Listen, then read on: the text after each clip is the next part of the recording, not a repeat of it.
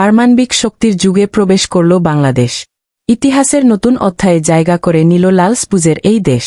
বিশ্বের অন্যতম উন্নয়নশীল রাষ্ট্র হিসেবে এখন পারমাণবিক বিদ্যুৎ উৎপাদনের পথে দৃঢ়ভাবে এগিয়ে যাচ্ছে বাংলাদেশ। দেশের জ্বালানি খাতে এক গুরুত্বপূর্ণ মাইলফলক। রূপপুর পারমাণবিক বিদ্যুৎ কেন্দ্রের প্রথম ইউনিটে আনুষ্ঠানিকভাবে শুরু হয়েছে পারমাণবিক জ্বালানি অর্থাৎ ইউরেনিয়াম লোডিং কার্যক্রম। এই প্রক্রিয়াটি ফুয়েল লোডিং নামে পরিচিত, যা একটি পারমাণবিক বিদ্যুৎ কেন্দ্র চালুর অন্যতম গুরুত্বপূর্ণ ধাপ। এর মাধ্যমে রিঅ্যাক্টরের ভেতরে জ্বালানি স্থাপন করা হয়, যা পরবর্তীতে বিদ্যুৎ উৎপাদনের ভিত্তি তৈরি করে।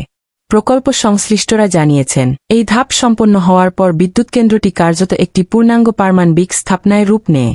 পরবর্তী ধাপগুলো সফলভাবে সম্পন্ন হলে খুব শিগগিরই শুরু হবে বিদ্যুৎ উৎপাদন। বিশেষজ্ঞরা বলছেন, এই অর্জন বাংলাদেশের জ্বালানি নিরাপত্তা নিশ্চিত করার ক্ষেত্রে এক বিশাল অগ্রগতি।